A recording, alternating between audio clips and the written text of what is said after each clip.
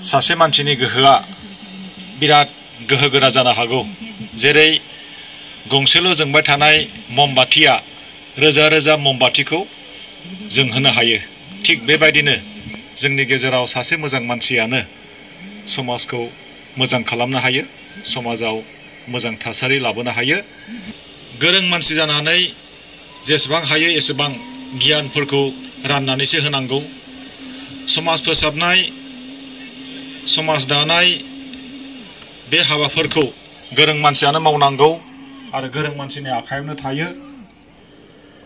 आं मोनसे बाथ्राखौ बुंगोन, मालाला इउसुफजाइनि बाथ्रा। मालाला इउसुफजाइया सासे मुस्लिम हिन्जाव, मुस्लिम सिख्ला।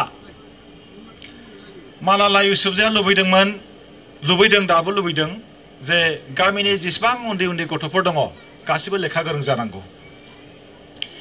जेसेबां हिन्जावसाफोर दङ गासिबो स्कुलाव थांनांगौ, लेखा फरायनांगौ। दा बेखौ नुनानै उग्रपन्थिया मालाला इउसुफजाइनि खर'आव गावदोंमोन, गुलि गावदोंमोन। गुलिया नांदोंबो आरो खर'आव नांनाय लोगो लोगो मानसिफ्रा थैखागोन। नाथाय मालाला इउसुफजाइखौ आल्लाया, इसोरा रैखा खालामदों। जेब्लानाखि थांनानै थाबाय, थांखांफिनबाय, मालाला इउसुफजाइया खिन्थु उग्रपन्थिनि गुलिखौ गिनानै न' सिङाव जिरायनानै थायाखै। दासिमबो बे खामानि मावगासिनो दङ। रायजो राजा नोंथांमोनहा मिथिगौ ना?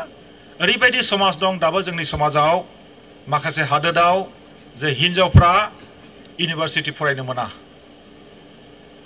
सिख्लाफ्रा जेन मेट्रिकखौ पास जानो हागोन, बिनिफ्राय आरो इउनिभार्सिटि फरायनो हाला, कलेज फरायनो हाला। बे रोखोमनि माखासे जेंना।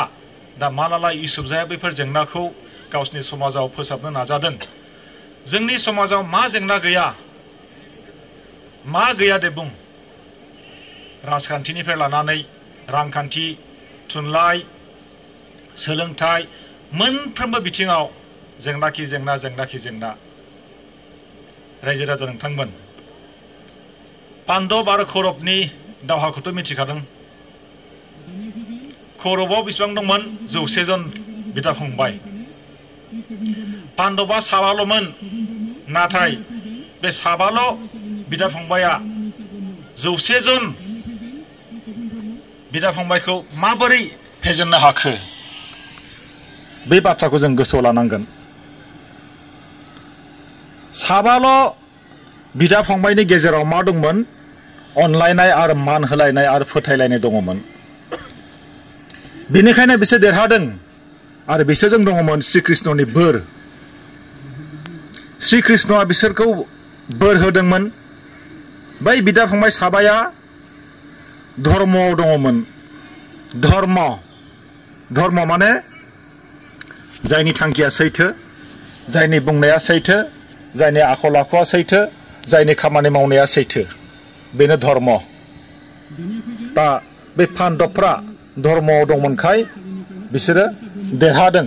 नाथाय 100 जन कौरबनि गेजेराव ओरैबादि गिलु बालु दावहारुफोर दङमोन, जाय जोहोलावखौ बिनि गुरुआबो फेजेननो हायाखैमोन। ओरैबायदि बिर दंमोन। अब्लाबो साबा बिदा फंबायजों बिसोरखौ फेजेनदों। बिनिफ्राय लिडारशिप, बिसोरनि गेजेराव सासे लिडार दङमोन। अर्जुनानो बिसोरनि लिडारमोन। ओरैबायदि फोथायदों बे अर्जुनखौ जे नोंनो जोंनि लिडार। बेयाव जिहेतु बिसोरनि गेजेराव अनलायनाय आरो मान होलायनाय दंमोन, बेनिखायनो लिडारशिपखौ लानानै बिसोर गावजों गाव एना एनि जाफेरामोन। जाय मानसिया बे हान्जाखौ दैदेननो हागोन, जाय मानसिया स्ट्रेटेजि लानो हागोन, जाय मानसिया 100 बिदा फंबायखौ फेजेननो हागोन, बैनि सोलोआ बै लिडारनियाव थानांगोन। थिग बेबायदिनो बिसोरो लिडारखौ लानानै नांलाय खमलाय जाफेराखैमोन, दानलाय सुलाय जाफेराखैमोन। लिडारा, पलिटिकेल लिडारखौल' आं बुङाखै। जोंनि गेजेराव लिडार नांगौ, न'खरावबो लिडार नांगौ, गामियाव लिडार नांगौ, समाजाव लिडार नांगौ, आफादाव लिडार नांगौ, जायखौ जोङो फोथायनो हागोन।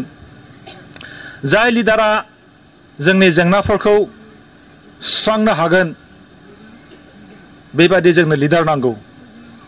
सासे गोरों मानसिया लिडार जायोब्ला बिनि गोसोआव ओरैबायदि मोनसे थानांगोन जे बैबो आंनि मानसि, बैबो आंनि मानसि, बैबो आंनि, बैबो आंनि, बैबो आंनि, जों खौसेयै जों मावलायनो हानाय बेबायदि साननाया थानांगोन।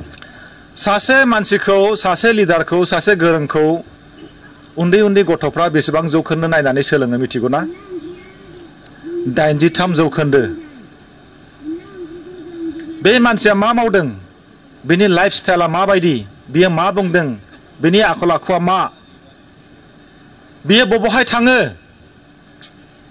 बिनि न'खरनि अबस्थाया माबायदि, बिनि साननाय हनाया माबायदि, सानफ्रोमबो समाजा बेखौ नायो, सानफ्रोमबो फरायसाफ्रा बेखौ नायो, नायै नायै नायनानै सोलोङो। जोंनि बुंनायफ्रा, जोंनि मावनायफ्रा, जोंनि लाइफ स्टाइला उन्दै उन्दै समाजाव, उन्दै उन्दै गथ'फोरनि गेजेराव माबायदि गोहोम खोख्लैदों, माबायदि गोहोम खोख्लैनो हागोन, बेखौ जों नायनांगोन।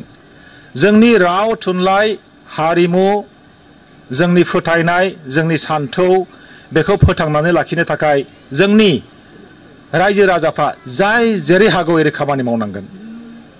सोरबा मेथाइ खननानै, सोरबा थुनलाइ सोरजिनानै, सोरबा आबाद मावनानै, सोरबा बिजनेस मावनानै, सोरबा साख्रि मावनानै, सोरबा आफाद दैदेननानै, जोङो जाय जेरै हागौ जों एरै खामानि मावनांगोन। जोंनि थाबायनाय, जोंनि थानाय, जोंनि फोथायनाय मोनफ्रोमावबो जोंनि बर'नि राव आरो थुनलाइ दङ। नाथाय बेखौ जोङो बेरखांहोनो थाखाय, जों गोसारहोनो थाखाय जों बेखौ थुनलाइ महर होनांगोन। बेखौ जोङो हांखोजों जों लिरनांगोन। नोंथांमोनहा मिथिगौ ना? जोंनि उन्दै उन्दै गथ'फ्रा गावखौनो सुइसाइड खालामगासिनो दङ। मानो खालामदों मिथिगौ ना? उन्दै उन्दै गथ'फ्रा ड्राग एडिक्टेड जागासिनो दङ। मानो जादों मिथिगौ ना?